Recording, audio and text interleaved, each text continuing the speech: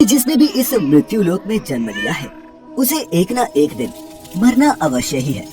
अर्थात अगर पृथ्वी लोक पर कोई सबसे बड़ा सत्य है तो वो है प्राणी की मृत्यु। फिर भी कुछ लोग ऐसे होते हैं जो इस सच्चाई को स्वीकार करना नहीं चाहते।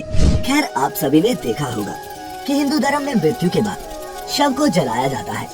साथ ही आपने ये भी देखा होगा कि अगर किसी की मृत्यु सूर्यास्त के बाद होती है तो उसका दाह संस्कार अगले दिन किया जाता है, रात को नहीं। ऐसे में आपने गौर किया होगा कि किसी परिवार में अगर किसी की मृत्यु शाम के बाद होती है तो उसके शव को अकेला नहीं छोड़ा जाता।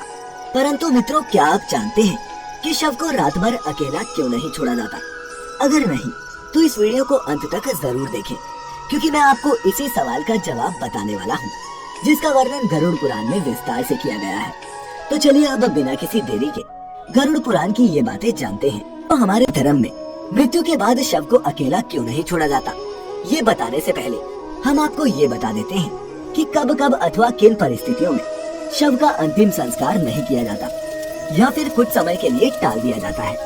मित्रों, आपको सबसे पहले बता दूं कि हिंदू धर्म में अगर किसी की मृत्यु सूर्यास्त के बाद होती है तो उसके शव को रात भर घर पर ही रखा जाता है और अगले दिन उसका दाह संस्कार किया जाता है।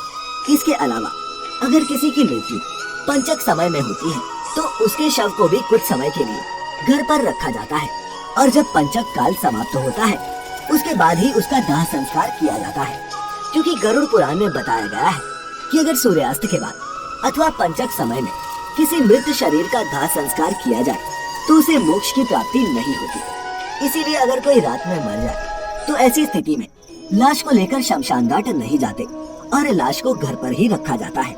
सुबह होने का इंतजार किया जाता है और ऐसे में मृत शरीर को एक भी पल के लिए अकेला नहीं छोड़ा जाता और कोई ना कोई व्यक्ति हमेशा रखवाली के लिए मौजूद रहता है। मृत शरीर को अकेला नहीं छोड़ने का सबसे बड़ा कारण है कि अगर शव को अकेला छोड़ दिया जाए तो हो सकता है कि कुत्ते बिल्ली जैसे जानवर उसे नोच खाए। और गरुड़ पुराण की माने तो ऐसे में मृत आत्मा को भी यमलोक के मार्ग में ऐसी ही यातनाएं सहनी पड़ती हैं।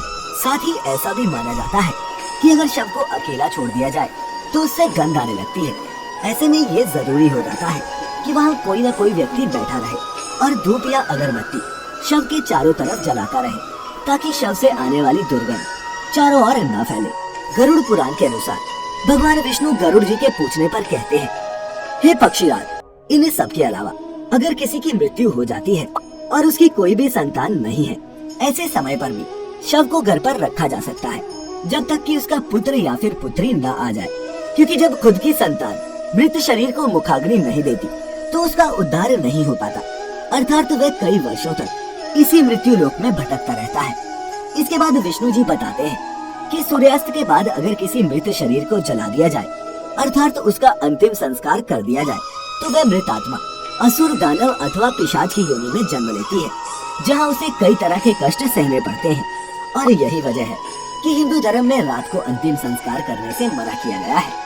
आगे विष्णु जी बताते हैं कि रात में मृत शरीर को अकेला छोड़ दिया जाए तो उस शरीर में आसपास भटक रही दुरात्माएं भी प्रवेश कर जाती हैं, जिससे मृतक के साथ साथ उसके परिजनों को भी कई तरह के कष्ट भोगने पड़ते हैं। साथ ही ये भी बताते हैं कि शव को अकेला इसलिए भी नहीं छोड़ा जाता क्योंकि मरे हुए आदमी की आत्मा वहीं पर भटकती रहती है और अपने परिजनों को देखती रहती है। कहा जाता है कि इंसान की मौत के बाद शरीर आत्मा से खाली हो जाता है और इसी वजह से उस मृत शरीर में कोई बुरी आत्मा का साया अपना अधिकार जमा सकता है। और यही वजह है दोस्तों कि रात में शव को अकेले नहीं छोड़ा जाता और कोई ना कोई इसकी रखवाली करता रहता है। मित्रों, आप इसके बारे में क्या सोचते हैं? नीचे कमेंट्स में हमें जरूर बताएं। साथ ही अगर आपको गरुड़ पुराण की ये बातें पसंद आई हो तो इसे ज्यादा से ज्यादा लाइक और शेयर करें।